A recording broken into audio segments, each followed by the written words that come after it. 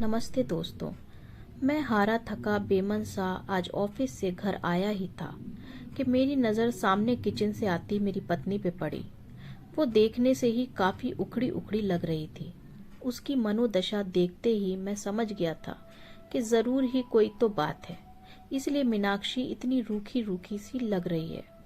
मैंने हाथ मुंह धोए हुए थे, इसलिए मैंने उससे तौलिया मांगा। उसने बिना कुछ बोले मुझे तौलिया लाकर दे दिया। मैंने उसे कंधे पे हाथ रखते हुए पूछा, मीनाक्षी क्या बात है, आज तुम कुछ उखड़ी उखड़ी सी लग रही हो। तो उसने मुझे खा जाने वाली नजरों से देखा और भड़कते हुए बोली, आपको क्या है, फिर चाहे बेटी ट्यूशन से फीस न देने की वजह से बेइज्जत करके भगा दी जाए, या फिर बेटे पे स्कूल ड्रेस के जूते न होने की वजह से उसके स्कूल की फुटबॉल टीम में खिलाने से मना कर दिया जाए। आपको क्या? आपको तो बस सुबह 9 बजे जाना और शाम को 8 बजे आना, और फिर चद्दर तान के सो जाने के अलावा एक पल की भी चिंता नहीं है। और ना मेरा कोई ख्याल, डॉक्टर ने पिछले महीने ही दवाई कराने को कहा था, नहीं तो मर्ज कभी भी अपने पैर जरूरत से ज्यादा पसार सकता है।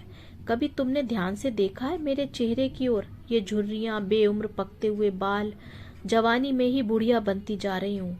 एक पैसे की दवा भी नहीं नसीब हो रही। ये सब तो छोड़ो, गर्मी में बच्चे तपते रहते हैं, कूलर तक नहीं है तुम्हारे पास लाने के लिए। मैं बेड पे बैठा नजरें झुकाए अपनी नाकामी पे शर्मसार हो रहा था। बीवी बच्चों की परवरिश और उनकी जरूरतों का ध्यान रखना मेरा कर्तव्य है, पर क्या करूं, ये मेरा दुर्भाग्य ही तो है।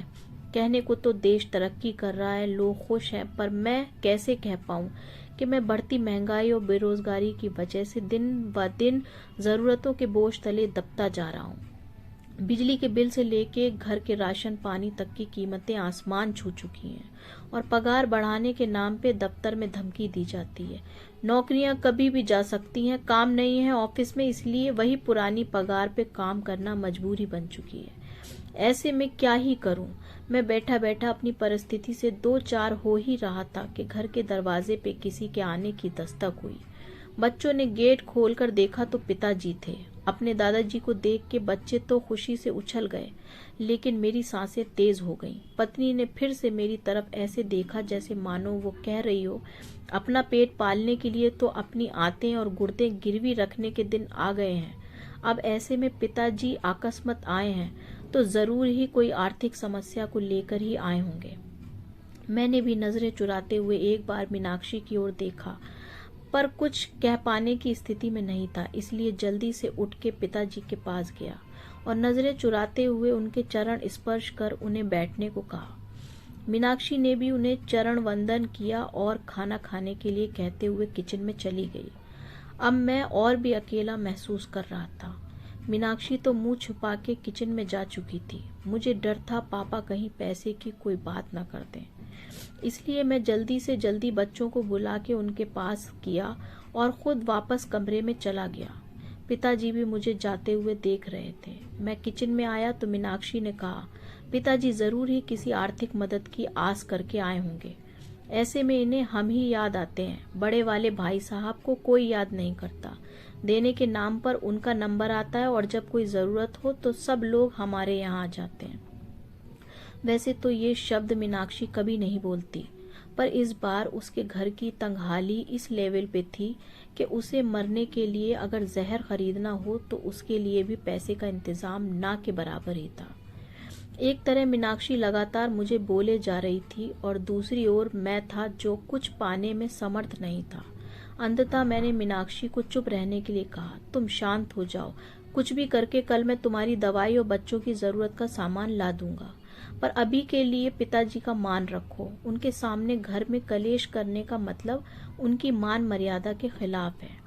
मीनाक्षी समझदार थी, पर उस पर आर्थिक तंगी का बुखार चढ़ा हुआ था, इसलिए वो बेकाबू थी। कहाँ से लाओगे? भीख मांग के या फिर खुद को गिरवी रख के? ये मेरा काम है, क्या करूँगा क्या नहीं। तुम बस अभी भगवान के लिए शांत हो जाओ। अब मीनाक्षी शांत हो गई। वो खाना लेकर टेबल पर लगा देती है। अब पापा और बच्चों सहित एक साथ खाना खाने लगते हैं। खाना खाते टाइम पापा ने एकाएक मेरी ओर देखा और पास बैठने को कहा। मेरी सांसें और दिल दोनों ही तेज हो गए। कहीं पिताजी कोई मांग ना कर दें। क्योंकि मेरे पास अभी देने के नाम पर केवल वक्त ही था। उसके अलावा मैं जुबान भी नहीं दे सकता था। पिताजी बोले, देखो अभी काम जोर चल रहा है, खेती का काम बहुत है, इसलिए अभी की ही गाड़ी से वापस जाना पड़ेगा। मैं यहाँ रुक नहीं सकता हूँ। तुम्हारी माँ बहुत चिंता कर रही थी। पिछले कुछ महीनों से तुम फोन और बात बहुत कम कर रहे हो, और ऐसा तुम तभी करते हो जब तुम किसी परेशानी में होते हो। ये तुम्हारी बचपन की आदत है। इसलिए माँ के जोर और मुझे मुन्ना और मुन्नी की याद सता रही थी, इसलिए मैं आ गया। यहाँ तक तो ठीक था। अब मैं अवाक बैठा था कि अब पापा क्या कहने वाले हैं। मैंने एक नज़र मीनाक्षी की ओर देखा तो वो किचन की चौखट पकड़े पापा की आड़ किए हुए खड़ी थी, और पापा आगे क्या कहने वाले हैं जानने के लिए उत्सुक हो रही थी। लेकिन आगे पापा ने अभी कुछ कहा नहीं, बस खाना निपटाया और मुंह हाथ धोए। अब पापा ने अपने कुर्ते की जेब में हाथ डाला और एक नोटों की गड्डी निकाली और मेरी ओर बढ़ा दी। ये देखकर मैं अवाक और सकते में आ गया। एक पल के लिए मैं स्तब्ध और निशब्द ही खड़ा रहा। पिताजी ने कहा, अरे पकड़ो भी भाई, अब इतने बड़े भी नहीं हो गए हो कि हमारी दी हुई आशीर्वाद को ग्रहण न कर सको। वैसे भी इस बार फसल अच्छी हो गई थी, इसलिए कोई दिक्कत नहीं आई। अब उन्होंने मीनाक्षी की ओर इशारा करते हुए कहा, बहू का और बच्चों का अच्छे से ध्यान रखो, देखो कितनी कमजोर हो रही है, और अपना भी। उन्होंने पैसे मेरे हाथ में रख दिए।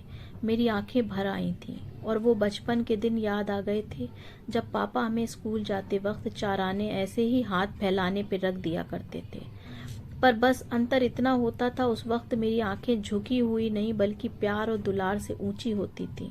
फिलहाल मीनाक्षी और मैं दोनों ही गलत साबित हो चुके थे, इसलिए खुद की नजरें खुद से ही नहीं मिला पा रहे थे। सच में बच्चों के लिए माँ बाप बोझ हो सकते हैं, पर माँ बाप के लिए बच्चे कभी भी बोझ नहीं होते। वो हमें